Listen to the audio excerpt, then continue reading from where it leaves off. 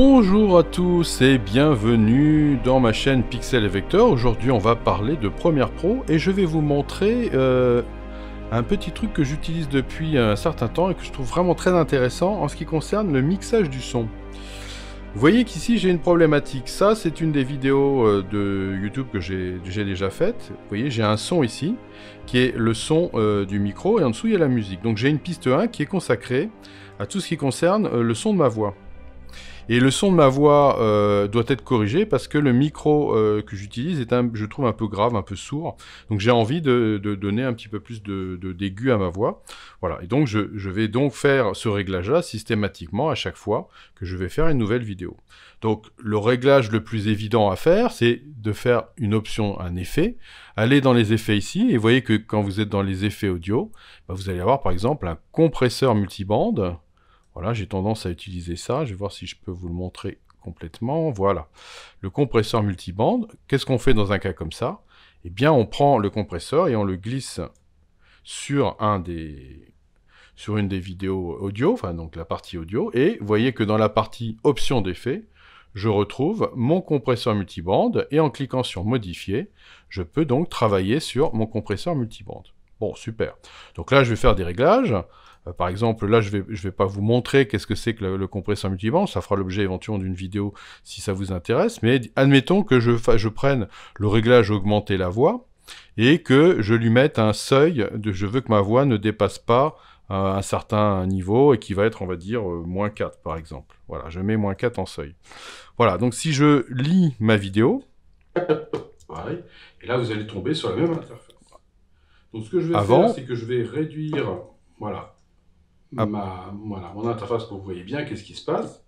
Et je vais aller cliquer sur ce petit bouton. Voilà, vous voyez qu'il y a une différence de son qui donne un son un peu plus présent, un peu plus intéressant. Bref, voilà, c'est bien. En plus de ça, je me rends compte que quand j'arrive dans les parties un peu, si j'ai des silences, on sent qu'il y a, vous voyez, on voit bien ici, on voit qu'il y a un peu de bruit. Donc, ce que je vais rajouter en plus de ça, la plupart du temps, c'est que je rajoute un petit filtre de denoise, un réducteur de bruit. Donc, je viens le positionner aussi sur mon audio. Et vous voyez qu'ici, le réducteur de bruit s'est installé juste en dessous dans les options d'effet. J'ai plus qu'à cliquer sur modifier. Vous voyez que le compresseur multibande a été remplacé par l'éditeur de... Voilà, la réduction du son. Et puis à partir de là, eh bien, je peux augmenter un petit peu la valeur de mon son. Là, j'ai 40 par défaut et ça me paraît très bien. OK.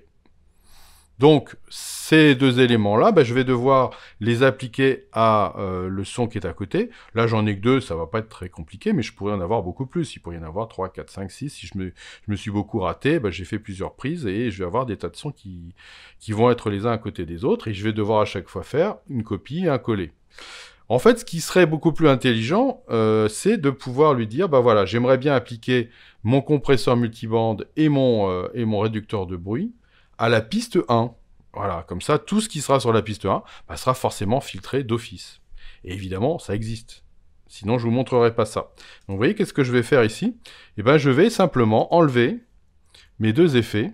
Voilà. Pour vous montrer que, en fait, vous avez le mixage des pistes audio qui va être extrêmement pratique dans ce cas-là. Alors, si vous ne l'avez pas véritablement affiché, vous allez dans Fenêtre, Mixage des pistes audio, il est là, et moi, il est déjà positionné ici, voilà ce que vous allez avoir. Et en fait, vous voyez, vous avez des racks ici, mais qui ne sont pas forcément ouverts, ils sont fermés la plupart du temps. Et c'est assez vicieux parce qu'en fait, ils s'ouvrent uniquement avec le petit bouton tout à fait en haut à gauche. Vous avez un petit triangle qui permet d'ouvrir, voilà, ces petits éléments-là. En fait, ce sont des tiroirs dans lesquels on va venir installer un filtre, un effet. Et ça, vous voyez, ça va être très très bien. Donc ici, je vais pouvoir me positionner en haut, cliquer sur la petite flèche qui est là, et aller me chercher le compresseur multibande. Voilà.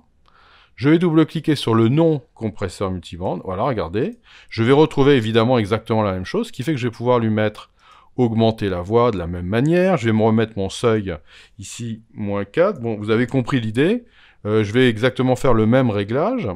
Et puis, regardez, si je lance un petit peu l'audio, à mon interface pour que vous voyez bien qu'est-ce qui se passe. Et je vais aller cliquer sur ce petit bouton-là pour créer un deuxième plan de travail. Parfait. Vous voyez que ça marche exactement pareil. Bon, oui, c'est normal. Et puis après, en dessous, je vais pouvoir lui dire, je vais mettre aussi mon petit réducteur de bruit. Hop, je clique ici et je lui demande une réduction denoise. Et vous voyez que mon denoise réapparaît. Je double-clique sur denoise. J'obtiens la fenêtre du denoise. Bon, il est déjà réglé comme je le veux là. Bon, ça me va. Très bien. Et ben ça y est, j'ai mon réglage. Sauf que cette fois-ci, eh bien le réglage va s'appliquer effectivement sur ce plan-là, mais aussi sur celui-là. C'est-à-dire que je viens ici, là, vous voyez, d'office, eh bien c'est déjà appliqué. Vous voyez que si je reviens ici et que je lis... qui est le panneau propriété. Dans le panneau propriété, lorsque vous êtes sur la flèche. Voilà, vous voyez que c'est déjà appliqué. Donc en fait, toute ma piste 1 va avoir des effets qui vont être appliqués. Donc ça, déjà, c'est très très intéressant. Maintenant, si vous avez besoin de faire des vidéos qui sont un peu répétitives, comme c'est mon cas à moi, je fais des vidéos YouTube, c'est-à-dire qu'en gros, je vais avoir une sorte de gabarit avec...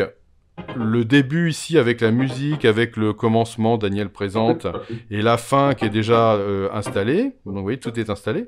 En fait, il faut simplement que j'enlève la vidéo du centre et que je vais après venir positionner. Et donc ça, si je l'enregistre en tant que tel, eh bien mon compresseur et ma réduction du bruit vont être aussi enregistrés dans mon gabarit. Ce qui fait que quand je vais enregistrer un duplicata, je vais faire une copie de cet élément-là pour pouvoir installer la prochaine vidéo YouTube, ma piste 1 sera par défaut déjà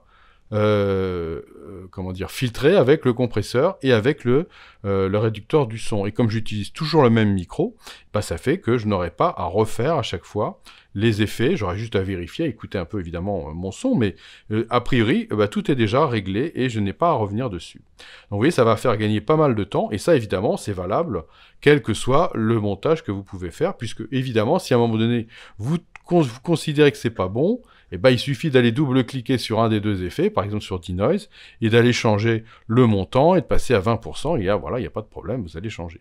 Seulement, évidemment, il faudra bien penser que ce denoise à 20% va être appliqué sur la totalité de la piste 1.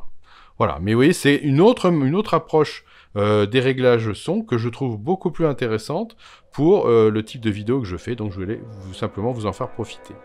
Voilà, et j'espère que ça vous a intéressé. Abonnez-vous si ce n'est pas déjà fait, et à bientôt pour de nouvelles aventures sur Pixel et Vecteur.